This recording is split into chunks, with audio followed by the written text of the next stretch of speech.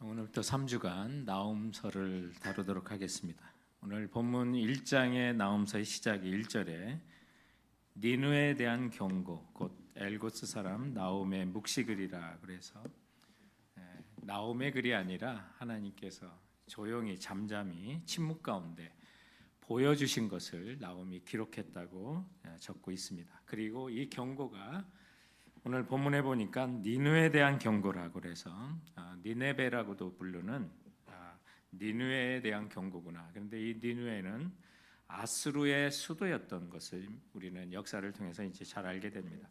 이 아수르는 메소포타미아와 또 이집트 등 고대 근동 세계를 통일했던 역사상 최초의 제국이라고 부르는 그런 나라가 됩니다. 그러면 이 아수르는 어떻게 시작되었는가? 그 기원이 성경에 있습니다. 창세기 10장 8절부터 12절에 보면 노아의 증손자였던 사상 세계에서 세상의 첫 용사라고 불렀던 노아의 증손자 느물롯이 나오는데 이제 그가 이제 바벨론을 비롯한 신할 땅으로 가서 아수르로 나아가 니느웨와 갈라 등 큰 도시를 건설했다라고 기록되어 있는데 바로 이 아수르는 니물롯에 의해서 이제 시작된 그런 나라가 되겠습니다. 그래서 이 아수르의 왕이었던 니시르파릴 2세라고 하는 분이 기원전 9세기에 칼루라고 하는 그 도시를 이제 느물롯이라고 하는 도시로 이제 조상을 기리면서 수도로 이렇게 정했던 역사적 기록이 남아 있고요. 그렇다면 이제 이 느물롯에서 니느웨로 언제 수도가 옮겨졌냐라고 하는 것은 성경에 나와 있습니다. 열왕기하 19장 36절에 보면 아스루 왕 사네립이 떠나 돌아가서 니느웨에 거주하더니라고 그래서 기원전 705년부터 681년까지 통치했던 아스루의 사네립 왕이 니물롯에서 수도를 니느웨로 옮겼던 기록이 있습니다.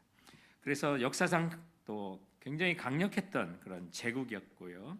또 이 아수르는 대규모의 상비군 제도를 처음으로 도입했던 나라였습니다.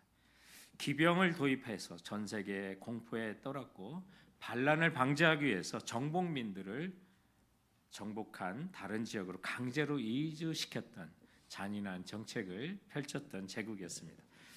그래서 하나님 백성을 또 많이 괴롭히고 또 악을 일삼았던 이 느느웨에 대한 멸망이 1장, 또 2장, 3장. 그래서 니느웨 전체에 계속해서 심각한 경고의 메시지를 이제 3장 내내 주고 있습니다. 당시 세상에 겨룰 수 없었던 최강국이었던 이 아수르 니느웨에 주신 이 경고를 우리가 받으면서 오늘날도 결코 무너질 것 같지 않은 세계 최강국에 사는 미국에 사는 우리에게 또 주시는 그 교훈이 무엇인지 그 메시지를 우리가 살펴보고자 하는 것입니다.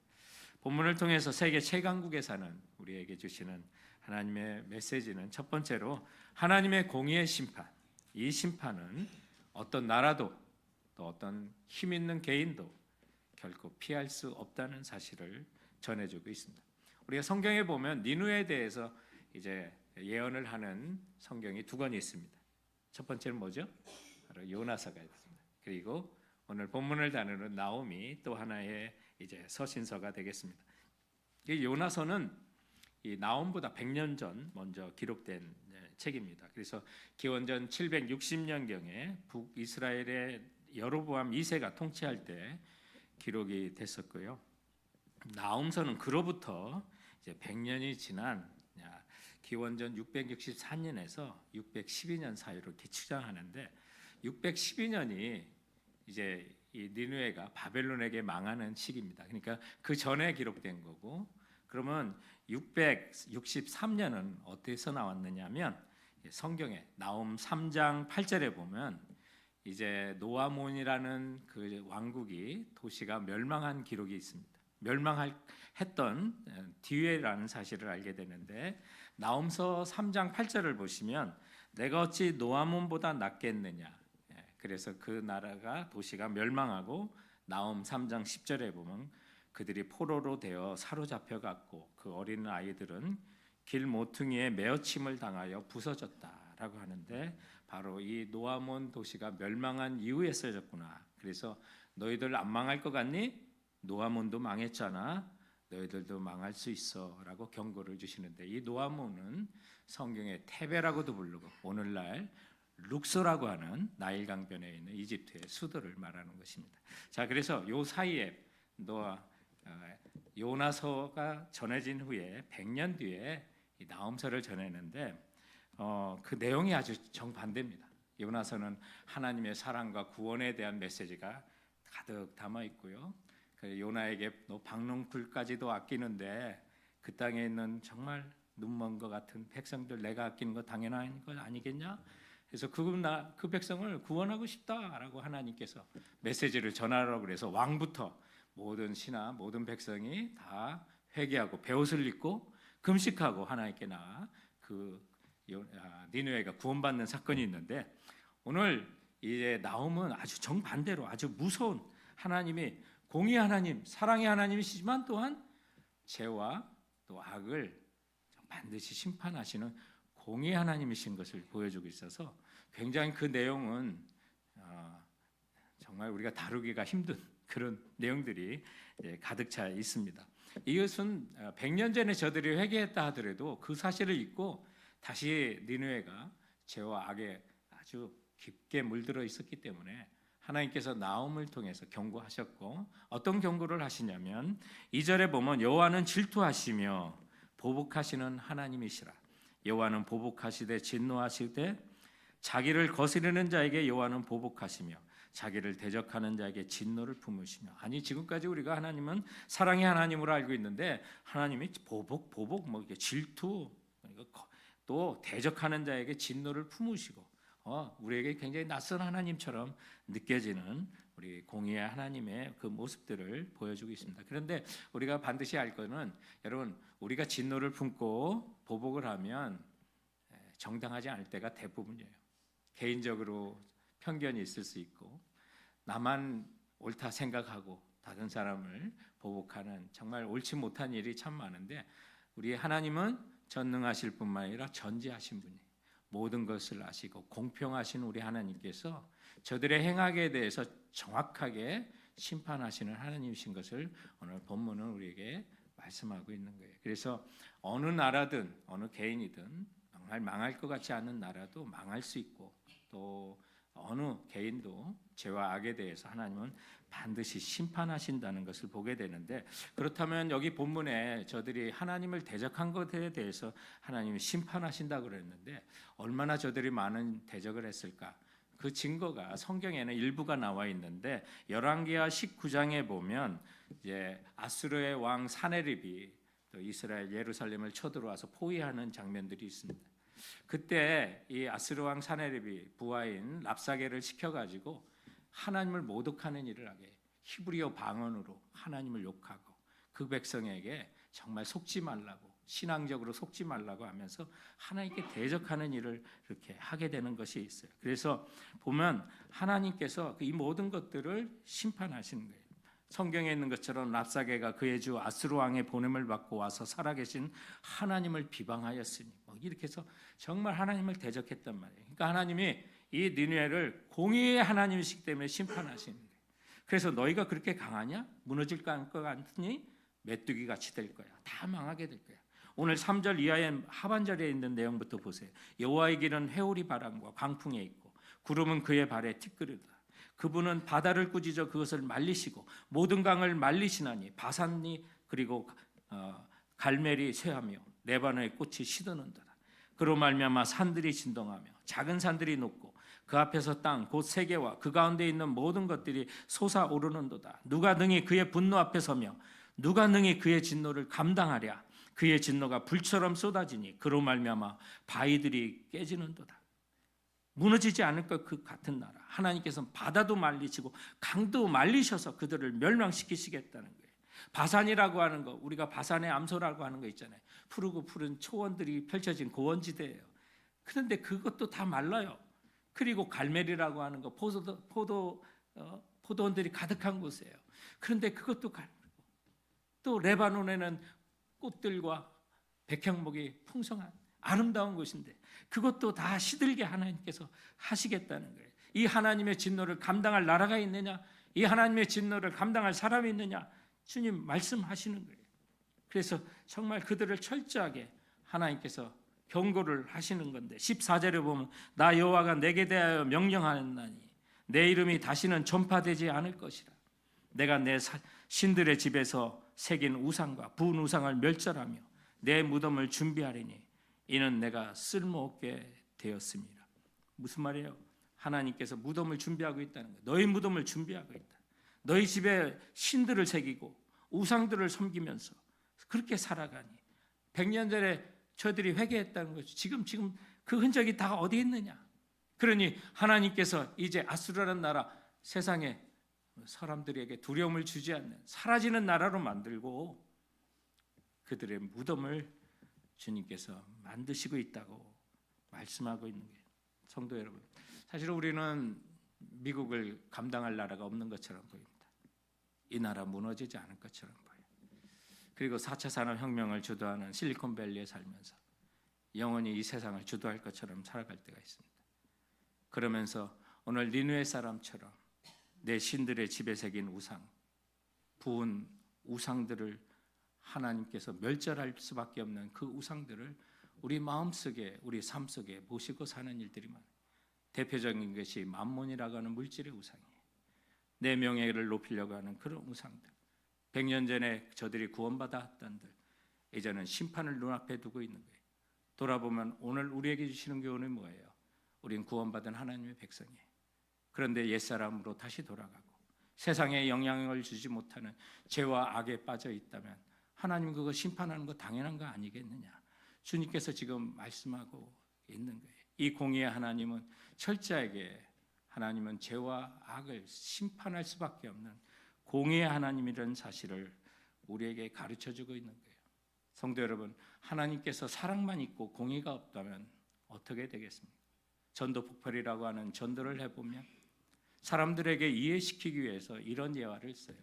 하나님은 사랑의 하나님이시지만 또한 우리의 죄와 악을 심판할 수밖에 없는 공의의 하나님이시라는 사실을 설명할 때 은행에 돈을 강탈했던 강도가 붙들려와 판사 앞에 재판받는 일이 있습니다. 그런데 그 판사가 사랑이 너무 많아서 그 강도에게 무죄를 선고했다면 이후에는 세상에 남아나는 은행이 하나도 없을 것입니다. 이처럼 경고해야 할 말을 하는 때가 있는 것입니다. 그렇습니다.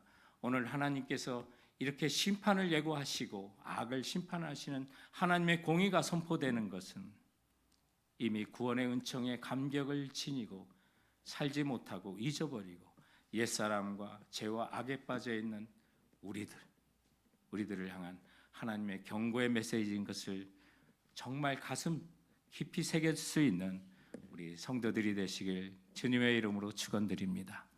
오늘 말씀을 통해서 또한 세계 최강국에 사는 우리에게 주시는 두 번째 교훈이 있다면 하나님과의 화평을 누리라는 거예요. 이런 심판을 피하려면 하나님과 화평해야 된다는 거예요. 오늘 이 메시지는 니느웨에 대한 심판에 대한 메시지를 주면서 니느웨 사람에 대한 경고도 하지만 그들로 인해서 압박을 당하고 압제를 당하고 생명의 위협에 있는 유다 백성에게 동시에 주는 하나님의 경고의 메시지입니다. 그래서 15절에 가보면 볼지어다 유다야라 그래서 이 말씀이 니느웨뿐만 아니라 유다 백성에게도 주시는 말씀이구나라는 사실을 배우게 돼요. 이 아수르가 엄청난 고통을 유다 백성들에게 줬어요. 그래서 예루살렘을 포위하기도 하고 사람을 잡아가기도 하고 그래서 유다 백성들은 자기의 나라가 언제 사라질지도 모르는 위기를 지나고 두렵고 떨리는 시기를 보내요.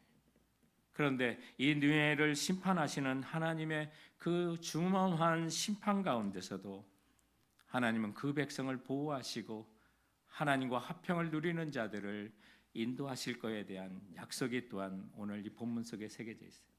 그래서 하나님은 선하시다고요. 이렇게 보복하시고 질투하시고 반드시 진노하시는 그 하나님께서 선하시다고 자신을 소개합니다. 7절 말씀에 보면 여호와는 선하시며 God is good. 환난 날의 산성이시라. 그는 자기를 의뢰하는 자를 아시느니라. 결국 나홈서의 이 경고는 당시에 선하시고 산성 되신 그 하나님, 그분께 의뢰하고 다가오는 자는 하나님께서 화평과 함께 그를 보호하실 것을 말씀하고 있는 것입니다. 그리고 누구를 통하여? 장차오실 예수 그리스도를 통하여, 이미 오신 예수 그리스도를 통하여 우리 모두를 화평 가운데, 세상이 멸망하고 심판받는 그 환경 속에서도 예수 그리스도로 말미암아 화평을 누리며 그 평화 안에 우리를 보호하실 것을 약속하고 있는 거예요. 그럼 뭐 그런 내용들이 어디 새겨 있느냐? 예수님께서 요한복음 5장 39절에 보면 이런 말씀을 하세요. 너희가 성경에서 영생을 얻는 줄 생각하고 성경을 연구하거니와 이 성경은 곧 내게 대하여 증언한 것이라 그랬어요. 여기서 성경은 구약 성경이죠. 당연히 나홈서의 말씀도 포함되는 거예요. 그런데 이 무서운 심판의 예고 속에서도 환난 날에 주님은 산성이 되셔서 우리를 보호하시고 인도하실 것에 대한 그분은 바로 예수 그리스도라는 약속의 말씀이 여기 새겨져 있는 거예요. 여기 보면 이제 화평이라는 말씀이 15절에 반복해서 나와요. 로마서 5장 1절에 보면 그러므로 우리가 믿음으로 의롭다 하심을 받았으니 우리 주 예수 그리스도로 말미암아 하나님과 더불어 화평을 누리자라고 초청하고 있는 장면들이 있습니다. 결국 이 눈에 대한 심판과 준엄한 하나님의 엄중한 선언은, 심판의 선언은 하나님과의 화평을 향한 초청이었던 것입니다. 그러면서 본문은 15절에 이렇게 초청합니다. 볼지어다 아름다운 소식을 알리고 화평을 전하는 자의 발이 산 위에 있도다. 예수 그리스도를 통하여 그 백성을 구원할 계획을 말하고 이 복음이 이제 산 위에 전하는 발에 있는 그 사람들의 아름다움을 통해서 이 소식이 널리 전해질 거라고 하는데, 이 동일한 내용이 이사야에서도 나옵니다. 이사야서 52장 7절에 보면 좋은 소식을 전하며 평화를 공포하며 복된 좋은 소식을 가져오며 구원을 공포하며 시온을 향하여 이르기를 내 하나님이 통치하신다 하는 자의 산을 넘는 발이 어찌 그리 아름다운가. 복음을 전하는 자의 발이 아름답고 그 복된 소식이 지금 산 위에 있다는 거예요. 그래서 그 소식을 듣고 바로 예수 그리스도로 말미암아 하나님과 더불어 화평을 누리라는 그런 자는 심판의 환난과 어려움 속에서도 우리를 보호하시고 인도하신다는 약속이 나홈서 1장부터 이제 펼쳐지고 있는 거예요. 그런데 여기에 오늘 본문의 15절에도 있는 것처럼 화평을 전한다. 화평, 평화. 우리가 잘 아는 히브리어, 몇 안 되는 아는 히브리어 단어 중에 뭘 알고 있어요? 화평, 샬롬, 바로 샬롬. 근데 성경에 보면 이 샬롬이라는 단어는 언제나 두 가지 단계적인 순서로 나타나요. 어떤 단계냐? 첫 번째는 하나님과의 화평, peace with God. 그리고 하나님과 평화를 누린 자에게는 하나님의 평화, peace of God이 임하게 된다는 약속으로 가득 차 있어요. 그렇다면 하나님과의 평화는 뭐예요? 하나님과의 평화. 우리가 peace with God. 우리 개인적으로는 내 공로나 내 삶으로는 하나님의 기준에 다다를 수 없는 죄를 져서 하나님의 진노로부터 내가 벗어날 수 없다는 사실을 깨닫는 데부터 시작되는 거예요. 그래서 회개할 때 하나님은 은혜로 선의로 마련해 주신 내 죄와 허물을 대신하여 고난당하시고 십자가에 죽으신 예수 그리스도 그분의 우리의 죄값을 지불하신 은총으로 말미암아 우리는 하나님과 화목한 길을 열렸다는 사실을 우리는 알게 되는 거예요. 그것을 믿는 거예요. 그런 자에게 예수 그리스도로 말미암아 하나님과 화목하게 하셨고, 그런 화목을 하나님과 누리는 자에게는 그 다음에 하나님의 평화가 우리 모두에게 또한 임하게 되어 있는 것입니다. 그래서 예수님께서 요한복음 14장 27절에 말씀한 것처럼 평안을 너에게 끼치노니 곧 나의 평안을 너에게 주노라. 내가 너에게 주는 것은 세상이 주는 것과 같지 아니하니라. 너희는 마음에 근심하지도 말고 두려워하지도 말라. 여러분, 그래서 하나님의 평화가 나홈이라는 선지자를 통해서 니느웨 백성의 위협 앞에 있는 유다인들에게, 하나님의 백성에게 지금 선포하고 있는 거예요. 너 지금 죽을 것 같으지? 나라가 망할 것 같으지? 그러나 여호와를 의뢰하는 자에게 하나님은 평화를 주실 거야. 바로 이것이 오늘 본문의 메시지가 되는 것입니다. 그리고 이 복음을 전하는 자들의 발이 아름다운 발이 되고 또 시온에서 복된 소식을 지금 기다리고 있다는 것이 하나님과 화평한 사람들이 그 평화를 가지고 복음을 전하러 다니는 아름다움을 표현하고 있는 예언이 되기도 합니다. 이거는요, 우리가 정말 복음을 전해볼 때 하나님의 화평과 그 기쁨이 무엇인지를 알 수 있어요. 우리 BBS 마지막 날에 우리 지난 어제 마지막에 우리 전도하자라고 해서 이제 성도들을 모았는데 우리 중고등부 학생이 20명 정도 나왔고 우리 장년들이 30명 이상 나왔어요. 그래서 50명 정도가 우리 주변에 또 센토마스 파가고 웨스트게이트 몰 때 흩어져서 복음을 전하는데 뭐 가는 곳마다 만나는 거죠. 많은 사람들이 있는데 뭐 우리가 전도를 간다고 하니까 뭐 약간 긴장도 되고 당할 거에 대한 또 두려움도 있었는데 우리가 함께 기도하고 하나님의 평화로 무장하고 복음을 전하고 왔을 때는 그 얼굴 표정이 정말 하나님이 주시는 기쁨과 평화로 가득 찬 것을 보게 되고 성경에 있는 것처럼 하늘과 땅에 있는 권세를 내게 주셨으니 정말 가서 전하라고 하신 그 말씀에 순종한 자들이 누리는 그 기쁨과 평화가 가득한 것을 누릴 수가 있었어요. 근데 전도의 내용들이 이 월드컵을 맞아서 옐로 카드, 레드 카드를 가지고 이렇게 가가지고 하는데 뭐 그래서 이제 영어로 다 대지를 저도 새로 외워야 하는 그런 내용이었어요. 그래서 in soccer, 옐로 카드 is warning, 또 warning 해가지고 이제 우리가 그런 이제 영어로 다시 저부터 새로 해가지고 이제 성도들이 가니까 제일 앞장서서 제가 먼저 시범을 보여야겠다 하고 이제 갔는데 5살짜리 그 발레하는 아이를 지켜보는 한 가정이 있더라고. 어머니, 딸 가정들. 그래서 제가 또 암송한 영어로 아주 멋지게 복음을 전하려고 인사도 하고 했더니 그 딸이 달려와가지고 자기 어머니 영어 못한다고, 영어 한마디 못한다 그래서 굉장히 당황해서 그럼 어떤 랭귀지 쓰냐 했더니 한국말 쓴대. 한국 사람은 아닌데 중국 하얼빈에서 오신 어머니였어요. 그래서 조선족 교포셔서 그래서 한국말로 복음을 전할 수 있어서 정말 하나님이 순종하고 하는 자에게 예비된 하나님의 은혜가 있었구나.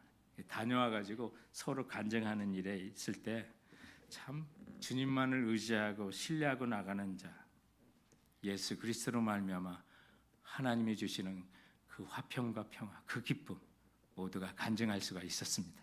사랑하는 성도 여러분, 이 어렵고 힘든 시대 우리를 대적하는 수많은 어려움이 있어도 우리 주 예수 그리스도로 말미암아 하나님과 화목하시고 주님이 말할 수 없는 환경 가운데서 부어주는 하나님의 평화와 기쁨이 여러분의 심령 속에 가득 차기를 주님의 이름으로 축원드립니다. 오늘 말씀을 통해서 또한 세계 최강국에 사는 미국에 사는 우리에게 주시는 하나님 말씀은 세 번째로 진노 속에 감춘 하나님의 위로가 오늘 이 본문 속에 담겨져 있는 것입니다.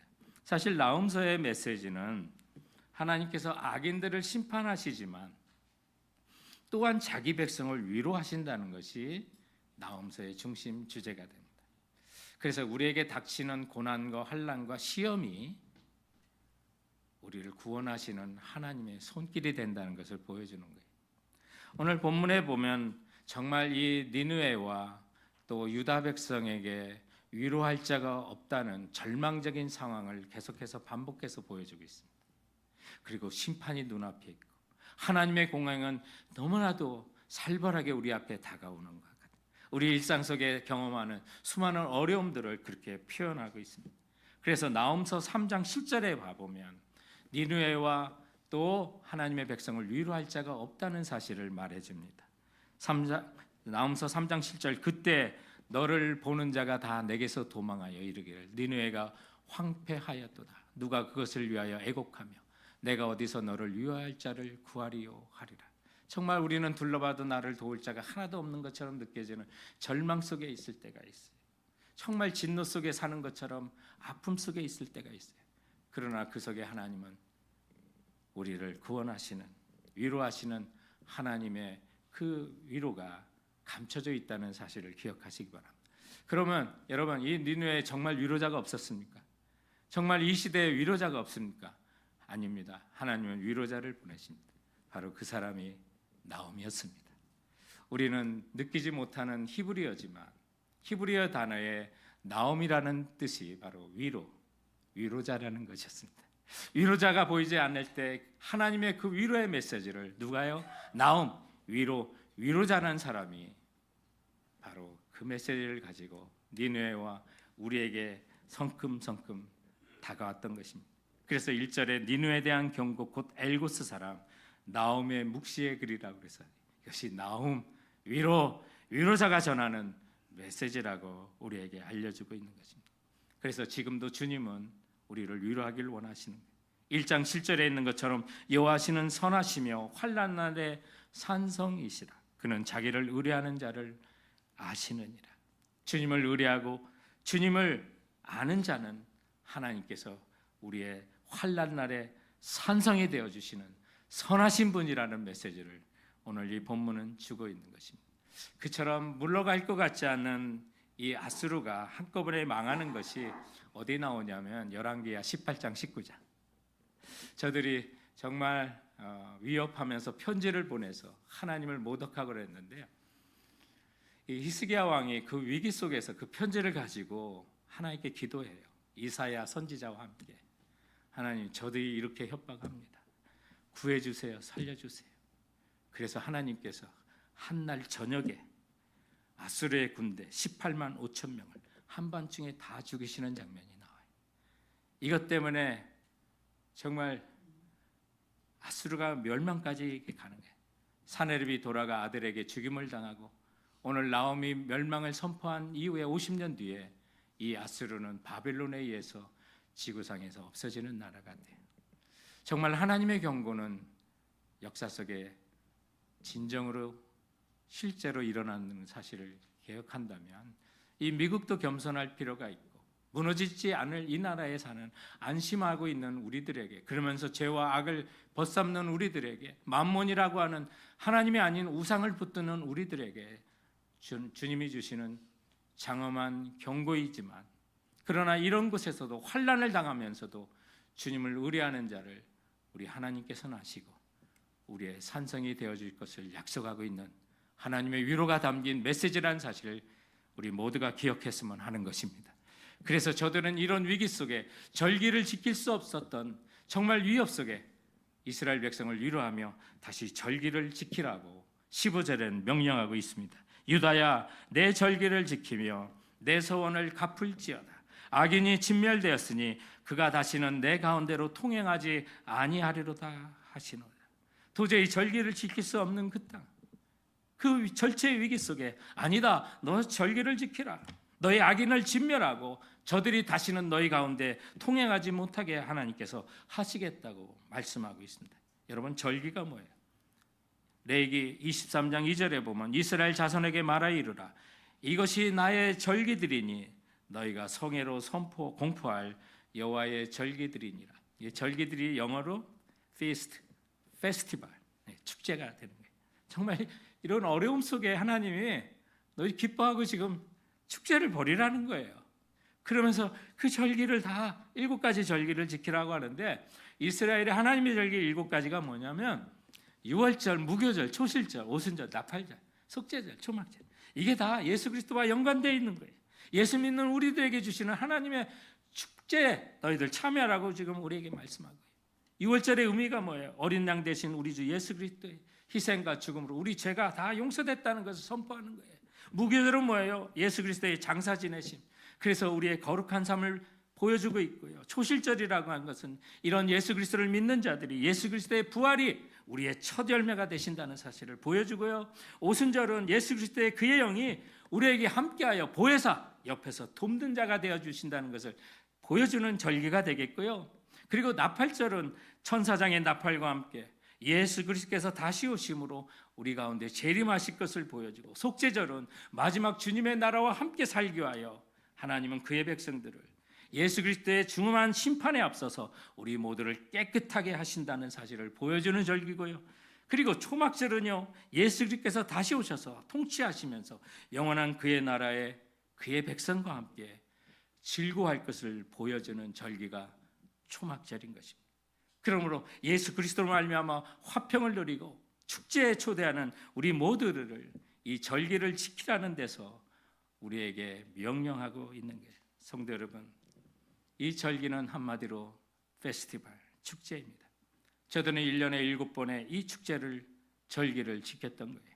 그러나 이제 신약시대에 우리는 1년에 7번이 아니라 7일마다 한 번, 예수님 부활하신 그날 안식구 첫날 이곳에 모여 축제의 예배로 주님 앞에 나가는 거예요. 나 같은 자를 구원하시고 다시 오실 그 주님, 주님의 백성을 초대하시며 주님과 함께 영원히 살 것을 예표하고 느끼게 하고 만나주시는 그 하나님의 은총이 오늘 이 예배가 우리들 가운데 주님이 이 메시지를 통하여 우리에게 전해주고 있는 것이에요.